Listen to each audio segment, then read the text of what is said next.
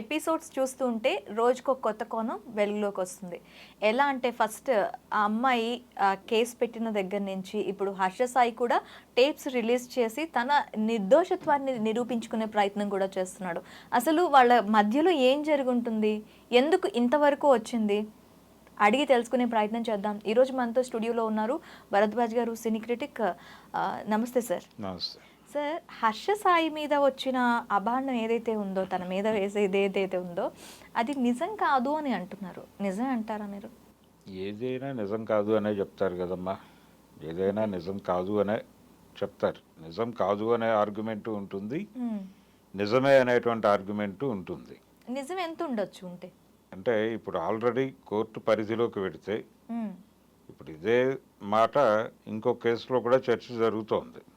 Johnny master కేసులో కూడా ఆ అమ్మాయి కోర్టులో అమ్మాయి పోలీస్ స్టేషన్ అప్రోచ్ అయింది. అప్రోచ్ అయిన తర్వాత వాళ్ళు ఎఫ్ఐఆర్ ఫైల్ చేసి ఆయన అరెస్ట్ చేశారు, కోర్టు ముందు ప్రవేశపెట్టారు, అయిపోయింది. లీగల్ ప్రొసీడింగ్స్ మొదలవుతాయి.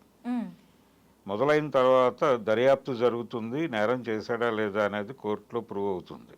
అంటే ఎవిడెన్సెస్ కావాలి కదా, సాక్ష్యాధారాలు. ఇప్పుడు ఈ కేసులో అయినా అంతే. వీళ్ళు కోర్టులో ఎవరైతే కేసు పెట్టారో, ఎవరైతే పోలీస్ స్టేషన్కి వెళ్ళి రిపోర్ట్ ఇచ్చారో, వాళ్ళు రిపోర్ట్ ఇచ్చేస్తే వాళ్ళ బాధ్యత తీరిపోదు. వాళ్ళు దాన్ని ప్రూవ్ చేసుకోవాల్సిన బాధ్యత వాళ్ళది. సాక్ష్యాలు ప్రొవైడ్ చేయాలి వాళ్ళు ప్రాసిక్యూషన్కి. ప్రాసిక్యూషన్కి వాళ్ళు సాక్ష్యాలు ప్రొవైడ్ చేసిన టైంలోనే అవతల వాళ్ళు డిఫెన్స్ లాయర్ని పెట్టుకుంటారు. డిఫెన్స్ లాయర్కి వాళ్ళు వాళ్ళ దగ్గర ఉన్నటువంటి సాక్ష్యాలు ఇస్తారు, ప్రొవైడ్ చేస్తారు. ఈ రెండు సాక్ష్యాలు కోర్టులో జడ్జి గారి ముందు ఉంచుతారు. వీళ్ళు జడ్జి గారి మెరిట్స్ అన్నీ చూసి ఒక జడ్జిమెంట్ పాస్ చేస్తారు. ఒకవేళ అప్పుడు గనక వీళ్ళు నిర్దోషులను తేలితే అప్పుడు వీళ్ళు రివర్స్ కేసు పెట్టచ్చు. వీళ్ళ మీద ఎవరైతే తమ మీద కేసు పెట్టారో వాళ్ళ మీద రివర్స్లో కేసు పెట్టచ్చు. డిఫెమేషన్ దావా కూడా వేయచ్చు. ఓకే, అంటే మమ్మల్ని అన్పాపులర్ చేశారు, ఇన్ని కోట్ల నష్టం వచ్చింది నాకు అని కూడా వేయచ్చు. ఇలాంటి అవకాశం ఉంది. అయితే ముందుగా జడ్జిమెంట్లు పాస్ అయిపోతున్నాయి. ఇప్పుడు ఇందాక మీరు అన్నట్టుగా నేరం జరిగి ఉంటుందా జరిగి ఉండదా అనేది చెప్పడానికి అవకాశం లేదు. ఎందుకంటే జరగడానికి కూడా అవకాశం ఉంది, జరగకుండా ఉండడానికి అవకాశం ఉంది. అంటే ఇప్పుడు ప్రధానంగా చాలామంది ఏం మాట్లాడుతున్నారంటే ఒక విచిత్రమైన ఆర్గ్యుమెంట్ తీసుకొస్తున్నారు ఈ కేసుల్లో. ఇప్పుడు ఆ కేసులో కూడా జానీ మాస్టర్ కేసులో ఇంతకాలం డిలే చేసి ఎందుకు కేసు వేసింది ఆ అమ్మాయి? ఆ రోజే వేసి ఉండొచ్చు కదా, ఆ రోజే మాట్లాడి ఉండొచ్చు కదా. అంటే ఆ రోజున మాట్లాడలేదు కాబట్టి అసలు జరగలేదు అని నిర్ధారణ ఎలా చేస్తారు? చేయలేరు కదా. కాబట్టి ఆ అమ్మాయి రకరకాల సఫికేషన్స్లో ఉండి ఇంకా తట్టుకోలేని పరిస్థితుల్లో నోరు విప్పి ఉండొచ్చు. విప్పలేదు. అసలు ఆ అమ్మాయి ఇలా బిహేవ్ చేయాలి అలా బిహేవ్ చేయాలని ఎవరు జడ్జి చేస్తారు? జడ్జి చేయటమే తప్పు కదా. తన ఒపీనియన్ అది, తన బిహేవియర్ అనేది తన ఒపీనియన్, ఎలా బిహేవ్ చేయాలనేది అంతే. అంటే ఒకటి ఇలా అంటే ఆడపిల్లలకు సంబంధించిన జడ్జిమెంట్లే జరుగుతున్నాయి ఎక్కువ ఇలాంటి విషయాల్లో. ప్రతిదీ కూడాను ఎక్కడ అది జరగకుండా ఆగడానికి ఎవరు ప్రయత్నించట్లేదు. జరిగాక దాని ఇక్కడ మనం రెండు కేసెస్లో చూద్దాం సార్. జరిగాక దాంతో కొంత లాభం పొందాక వాళ్ళు మళ్ళీ ఇక్కడికి వస్తున్నారు. ఏంటి, మాకు అన్యాయం జరిగింది అని. లాభపడ్డాక అన్యాయం జరిగింది అనొచ్చు అంటారా? ఎవరు లాభ పొందారు? ఇప్పుడు హెరాస్మెంట్ అయ్యింది, హెరాస్మెంట్ అయిన వెంటనే ఎందుకు అప్రోచ్ కాలేకపోతున్నారు? హెరాస్మెంట్ అయిన నెక్స్ట్ మినిటే నాకు హెరాస్మెంట్ చేస్తున్నారు అని చెప్పి ముందుకెళ్తే ఒకలా ఉంటుంది. ఇప్పుడు జానీ మాస్టర్ విషయంలో తీసుకున్నా, ఇప్పుడు హర్ష సాయి విషయంలో తీసుకున్నా, ఇప్పుడు ఈ 2 years స్పాన్ వాళ్ళది 7 years స్పాన్. ఈ స్పాన్స్ లో ఎక్కడ వాళ్ళకి మేము మోసపోతున్నామనో, మేము మాకు ఏదో జరిగిపోతుందనో తెలియట్లేదా వాళ్ళకి? ఎందుకు ఇక్కడ కొంత లాగ్ ఎందుకు తీసుకుంటున్నారు అమ్మాయిలు? ఈ లాగ్ తీసుకోవటానికి రకరకాల పర్సనల్ రీజన్స్ ఉండొచ్చు. కెరియర్ కోసం వాళ్ళు సరెండర్ అవుతున్నారు అనే అభిప్రాయం కూడా ఉంది. కెరియర్ కోసం సరెండర్ అయ్యి ఆ తర్వాత వాళ్ళతో ట్రావెల్ అన్కంఫర్టబుల్గా అనిపించి ఏదైనా ఒక వివాదం రైజ్ అయ్యి ఇంకా ఈ రిలేషన్ కొనసాగించడం కష్టం అని అనిపించి దాన్ని బ్రేక్ చేసుకోవటానికి ఘర్షణ పడుతున్నారు అనేటువంటి ఆర్గ్యుమెంట్ కూడా ఉంది. కానీ ఈ మొత్తం ఎపిసోడ్లో ఆడపిల్లల్ని టార్గెట్ చేయటం అంటే ఆడపిల్లలు వేధిస్తున్న మగపిల్లలు కూడా ఉన్నారు ఇండస్ట్రీలో అనే మాట కూడా చాలా ఉంది. చాలా చాలా అది కూడా ఒక ఆర్గ్యుమెంట్ ముందుకు వచ్చింది ఈ మధ్య కాలంలో. రావటం వలన ఏంటంటే ఒకటి మాత్రం వాస్తవం, ప్రస్తుతం మార్కెట్ ఎకానమీలో ఉన్నాం మనం. అవును. మార్కెట్ ఎకానమీ అంటే కొనుగోలు అమ్మకమే, మనుషులు కూడా సరుకులుగా మారిపోయిన సందర్భం ఇది. అవును. అలాగే ఏదైనా సరే అవసరార్థం రిలేషన్ నడుస్తోంది. మీరు రోడ్డు మీద వెళ్ళే ట్రాఫిక్ గమనిస్తే ఇదివరకు రోజుల్లో ఇప్పుడు యూటర్న్ తీసుకునేటప్పుడు యువతల వాళ్ళని ఒబ్లైజ్ చేసి వీళ్ళకి ఛాన్స్ ఇవ్వాలి, యూటర్న్ వాళ్ళకి అవును. ఇవ్వరు. మేము వెళ్ళిపోతాం, మీరు కూడా వెసులుబాటు చూసుకుని వెళ్ళండి అనే ధోరణిలోనే ట్రాఫిక్ మూవ్మెంట్ ఉంటుంది. జీవితంలో కూడా అదే ఉంది. మేము మా పద్ధతిలో మేము ట్రావెల్ చేస్తాం, మీరు అడ్జస్ట్ అవ్వండి, మీరు కూడా కంపీట్ అవ్వండి, మాతో పోటీ పడండి అనే ధోరణే ఉంది జీవితాల్లో కూడా. ఓకే. ఇలా ఉండటం వలన ఏం జరుగుతుందంటే ఆడపిల్లలు పోటీ పడుతున్నారు. ఈ పడుతున్నటువంటి టైంలో అవకాశాల కోసం ఏం చేయడానికైనా వెనుకాడటం లేదు అనే మాట ఉంది. ఈ మాటని గ్రాంటెడ్గా తీసేసుకుని వీళ్ళు కెరియర్ కోసం ఏం చేయడానికన్నా సిద్ధపడుతున్నారని మాట్లాడుతున్నారు. ఇప్పుడు శేఖర్ అతను జానీ మాస్టర్ మీద ఎలిగేషన్ చేసిన అమ్మాయి మీద సుమలత గారు చేసిన ఇదేంటి, ఆవిడ చేసిన ఆర్గ్యుమెంటు, వాళ్ళ మదరు వేషాల కోసం ఈ అమ్మాయిని అంటే నువ్వు కొంచెం ఇండస్ట్రీలో పెద్దవాళ్ళని అప్రోచ్ అవ్వు, వాళ్ళని వశీకరణ చెయ్యి, ఇలా అమ్మాయిని ట్రైన్ చేసి పంపించారు ఆవిడ మదర్ అని ఆవిడ ఒక ఇంటర్వ్యూలో మాట్లాడారు. అది ఎంత ఇబ్బందికరం అనేది ఆవిడ ఆలోచించట్లేదు, బ్లేమ్ చేసేసింది ఆవిడ. నిజమా కాదా అనేది వేరే గొడవ. ఆ అమ్మాయి మదరు ఆ అమ్మాయిని అలా ట్రైన్ చేసి పంపించడం వలన ఆ అమ్మాయి వచ్చి ఇలా పట్టుకుని ప్రతి వాళ్ళని వేధిస్తోంది అనేది ఆవిడ ఎస్టాబ్లిష్ చేయదలుచుకున్న విషయం. ఇదే ప్రతి చోట ఆర్గ్యుమెంట్గా వస్తోంది ఇప్పుడు.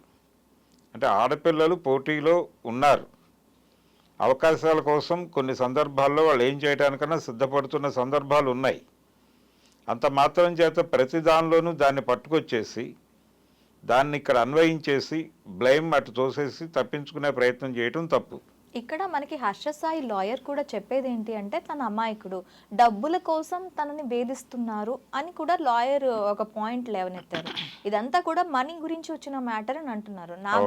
నా మనీ తను మూవీ కోసం మూవీ తీస్తానని చెప్పి నా మనీ వాడుకున్నాడని ఆ అమ్మాయి ముందుకు వచ్చింది. దీన్ని ఎలా చూడాలంటారు? అంటే ఒక మనీ పెట్టిన దానికి ఖచ్చితంగా ప్రూఫ్స్ అయితే ఉంటాయి. మరి అలాంటప్పుడు ప్రూఫ్స్ ఉండేటప్పుడు మనీ మోసం చేశాడు అనటానికి ఉండదు కదా. అవును, ఈ సినిమా మేకింగ్ కి సంబంధించి ఇద్దరు కంట్రిబ్యూషన్ ఉంది. ఇద్దరు డబ్బులు పెట్టారు, అయితే రైట్స్ తనకే ఇవ్వాలని అతను ప్రెజర్ చేస్తున్నాడు అమ్మాయి మీద అనేది గొడవ. ఓకే. ఈ గొడవలో ఆగింది, అది మూవీ ఆగింది. దీనికి సంబంధించిన ఒక ఆర్థిక పరమైన వివాదం నడుస్తోంది. అంటే ఇలాంటి వివాదాలలో ఆర్థిక పరమైన అంశాలు కూడా కీలకంగా మారేటువంటి సందర్భం డెఫినెట్గా ఉంటుంది. ఇలాంటి సందర్భం మనకి రాజ్ తరుణ్ కేసులో కూడా కనిపిస్తుంది. వాళ్ళిద్దరి మధ్య గొడవ కూడా ఆర్థిక పరమైన కారణమే. అవును, అంటే వాళ్ళిద్దరూ కూడా ఒక విషయం అడ్మిట్ చేశారు. అడ్మిట్ చేయటం అంటే రిలేషన్లో ఉన్నాము అని. ఆ టైంకి సంబంధించి ఆయన 7 ఏళ్ళు అన్నాడు, అమ్మాయి 11 ఏళ్ళు అంత. 7 ఏళ్లే అనుకున్నప్పటికీ ఈ 7 ఏళ్లలో వాళ్ళిద్దరూ కలిసి అక్వైర్ చేసినటువంటి ప్రాపర్టీ సెటిల్మెంట్ ప్రాపర్గా జరగలేదు అనే ఉద్దేశంతో అమ్మాయి గొడవ చేస్తోంది. అంతకుమించి వేరే ఏమీ లేదు అక్కడ. ఆ అమ్మాయి అతనితో ఉండాలని అనుకోవడం లేదు, అతను ఆ అమ్మాయితో ఉండాలని కొనసాగాలి అని అనుకోవడం లేదు.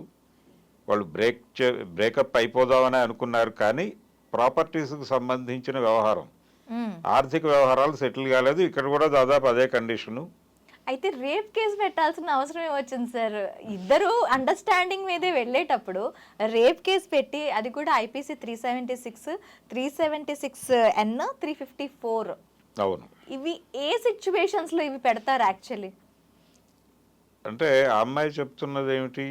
ఆ అమ్మాయి ఆర్గ్యుమెంట్ ఒకటి ఉంది కదా, పోలీసుల దగ్గర ఏం చెప్పింది, అది ప్రూవ్ చేసుకోవాలిగా రేపు అమ్మాయి. అవును, ప్రూవ్ చేసుకోకపోతే అధికారికంగానే తను ఫాల్స్ కేసు పెట్టింది అనేది బయటకు వస్తుంది కదా. చాలా సందర్భాల్లో జరుగుతోంది ఇదే. అంటే ఫాల్స్ కేసు అని మనం ఇప్పుడు కోర్టు పరిధిలోకి వెళ్ళిపోయిన తర్వాత, స్టేషన్ పరిధిలోకి వెళ్ళిపోయిన తర్వాత మనం దాని మీద ఆర్గ్యుమెంట్ చేయకూడదు. అవును. ఆ అమ్మాయి ఏం మాట్లాడింది, రేపు పొద్దున వాళ్ళు ఎఫ్ఐఆర్లో ఏం రాశారు అనేది చూడాలి. ఉమ్, చూసిన తర్వాత కొంత అధికారిక సమాచారం అక్కడి నుంచి ఛార్జ్ షీట్ దశకి ఇంకా మారుతుంది కేసు. అందుకని ఏదైనా సరే లీగల్ ఏరియాలోకి వెళ్ళటం మంచిది. లీగల్ బ్యాటిల్ చేయాలి. ఓకే. లీగల్ బ్యాటిల్ చేయటం అనేది ఏ విధంగా చూసినా బెటరే. ఓకే. ఇప్పుడు ఈ కేసులో మనకి వీడియో క్లిప్స్, ఆడియో క్లిప్స్ రెండు ఉన్నాయి. అవును. దీన్ని ఎంతవరకు కన్సిడర్ చేయొచ్చు? హర్ష సాయి ఆడియో క్లిప్స్ పెట్టినప్పుడు ఆ అమ్మాయి పాట ఎక్కువగా వినిపిస్తోంది, హర్ష సాయి తక్కువ మాట్లాడాడు అని చెప్పి ఒకటి. అండ్ ఆ ఆడియో క్లిప్లో, వీడియో క్లిప్స్లో ఏదో హర్ష సాయి అమ్మాయిని బెదిరిస్తున్నాడు, ఆ బెదిరించిన క్లిప్స్ బయటకు వచ్చాయి అని చెప్పి కూడా అంటున్నారు. ఇవి సాక్ష్యాలుగా ఎంతవరకు సరిపోతాయి అంటారు?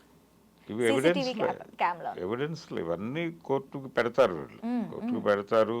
ఇవన్నీ వాళ్ళు విడిగా రివ్యూకి పంపిస్తారు. ఆ రివ్యూ రిపోర్ట్ల ఆధారంగానే కోర్టు నిర్ణయం తీసుకుంటుంది. అయితే ఇక్కడ జరుగుతున్న వ్యవహారం ఏంటంటే, ఏదైనా కావచ్చు, ఇలాంటి కేసులు చూడటానికి, ఇలాంటి కేసులు వ్యవహారం అంటే ఇవి తొందరగా తేలవు. అవును. ఇప్పుడు ఒకవేళ అతను అరెస్ట్ అయిపోయి బెయిల్ మీద బయటకు వచ్చేస్తాడు. రేపు జానీ మాస్టర్ కూడా బెయిల్ మీద బయటకు వస్తాడు. బెయిల్ రైటే. ఏ నేరస్తుడు అయినా సరే ఇప్పుడు నేరం అతని మీద ఆరోపించారు తప్ప అతను నేరస్తుడు కాదు. అంటే నేరం ఆరోపింపబడిన వాళ్ళు నేరస్తులు కాదు. కన్విక్ట్ అయితే నేరస్తుడు.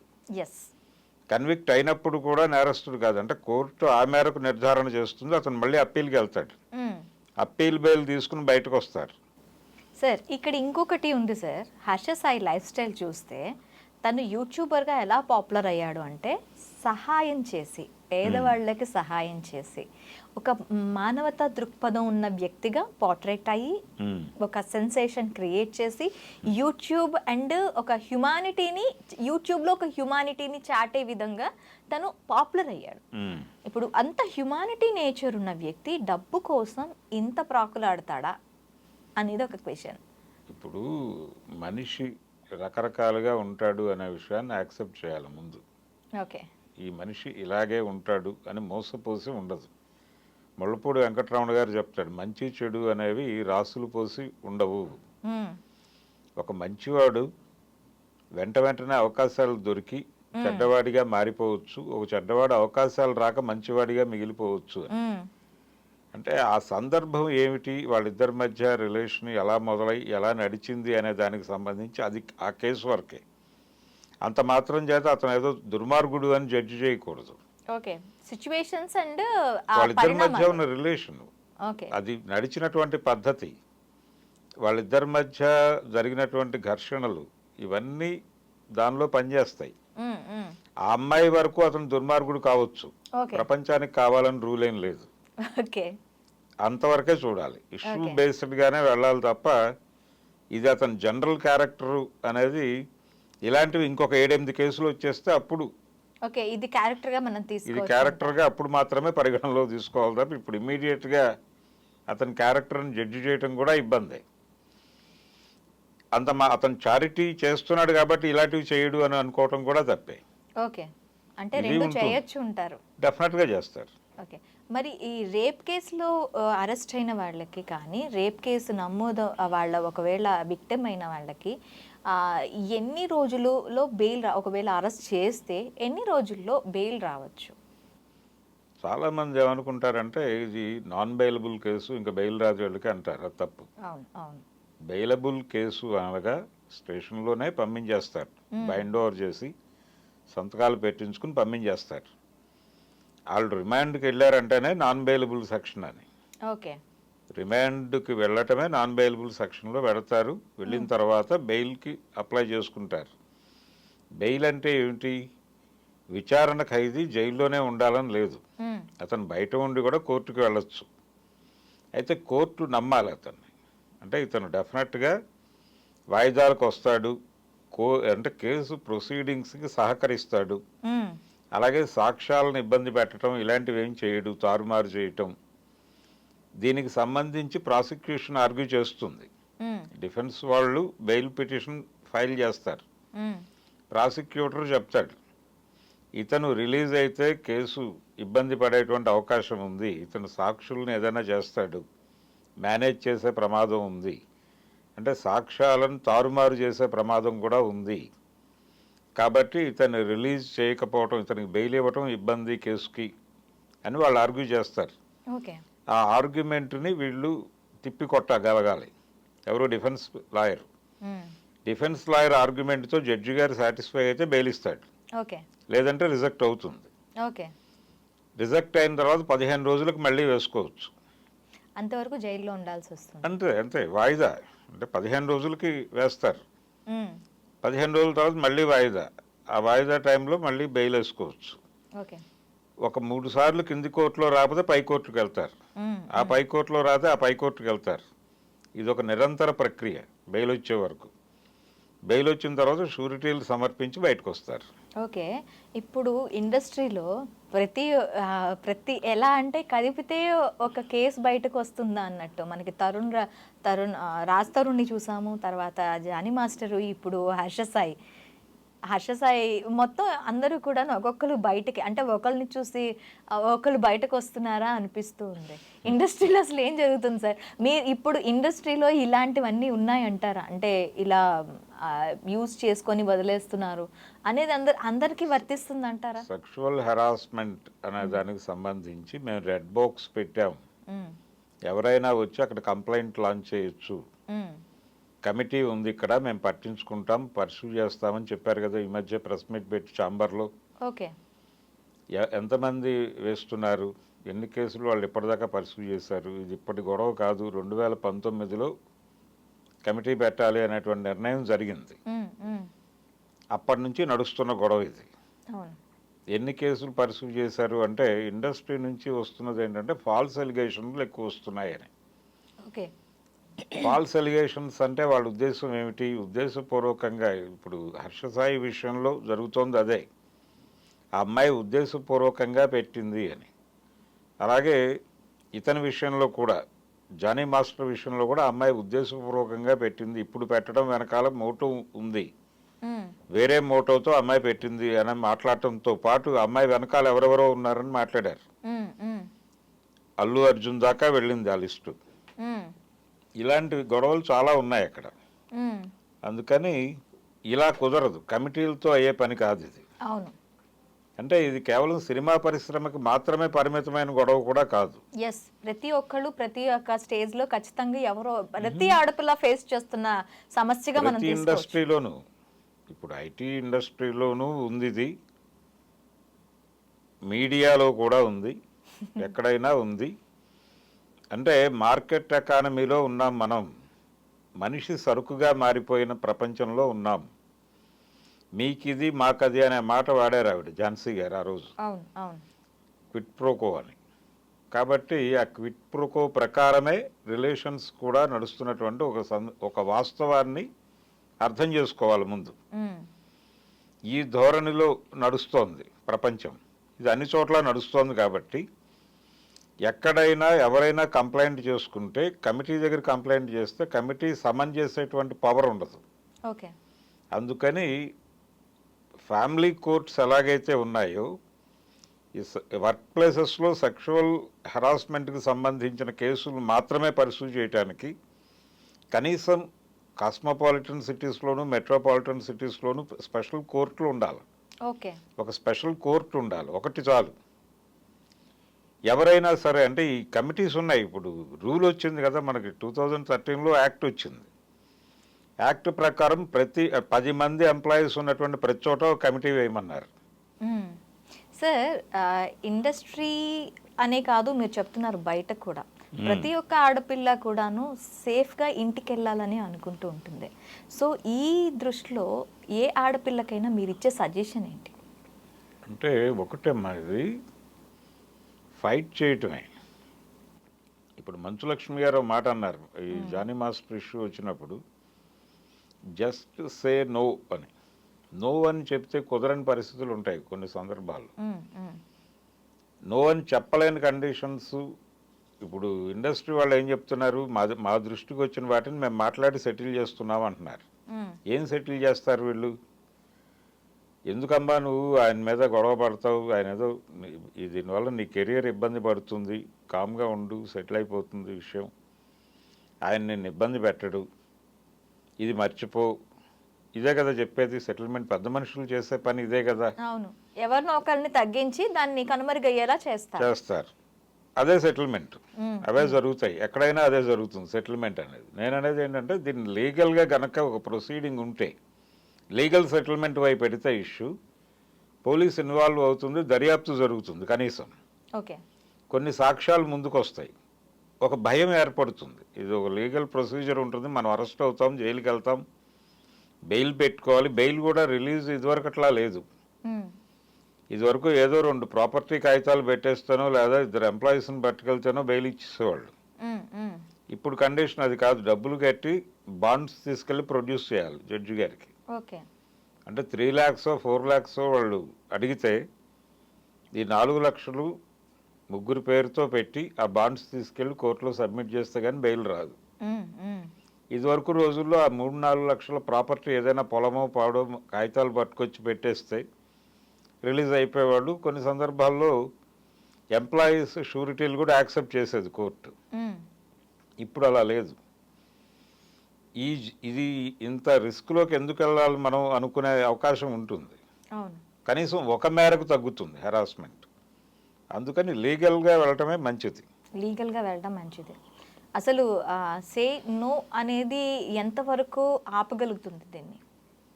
అన్ని సందర్భాల్లోనూ కుదరదండి. చాలా సందర్భాల్లో బలైపోయేది ఇలాగే. కెరియర్ అనేది చూపిస్తారు భూతంగా. మీరు దీన్ని హైలైట్ చేసి ఇతనితో గొడవపడి ఇండస్ట్రీ నుంచి వెళ్ళిపోవాల్సిన పరిస్థితి వస్తుంది అని చెప్తారు మధ్యవర్తులే. ఇంకా సే నో ఎక్కడ కుదురుతుంది?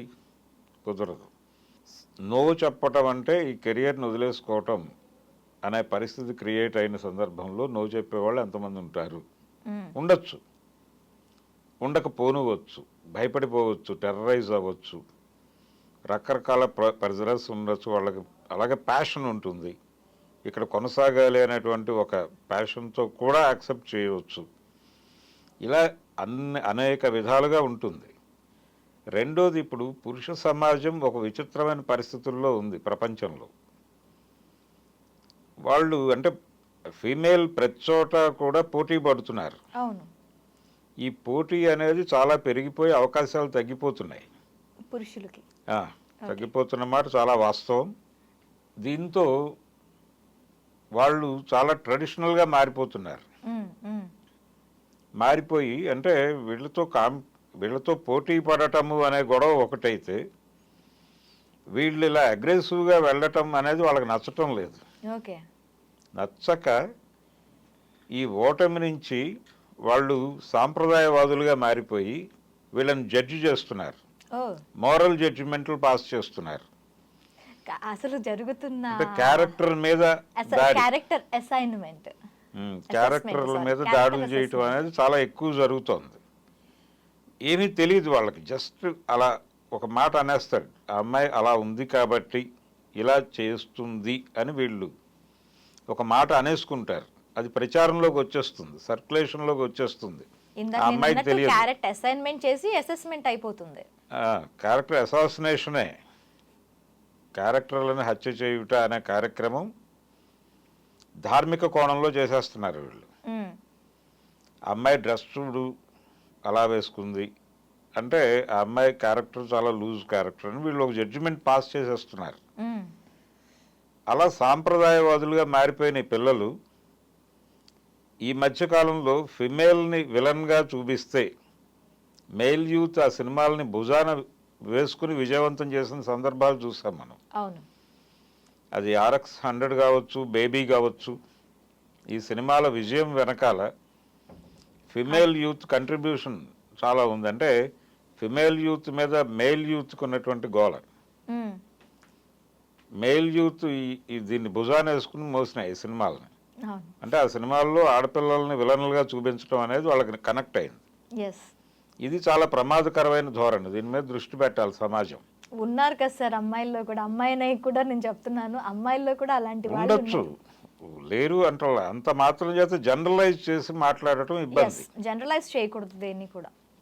ఇప్పుడు ఈ కేసుల్లో కూడా వారికి వారే ఆ సిచ్యువేషన్సే తప్పు అంతే అంతే అంటారా? అంతే అంతే ఓకే ఓకే సార్. ఇప్పుడు ఆడపిల్లలు ఏదో మగపిల్లల్ని హరాస్ చేస్తున్న కేసులు ఒకటి రెండు చూపించి మొత్తం ఆడజాతికే బ్రాండ్ చేయకూడదు. అంటే ఏదైనా ఎప్పుడైనా జరగచ్చు ఇష్యూ బేస్డ్గా, కానీ ఒక జనరల్ ఫినామినా ఒకటి ఉంటుంది, దాన్ని కూడా పట్టించుకోవాలి.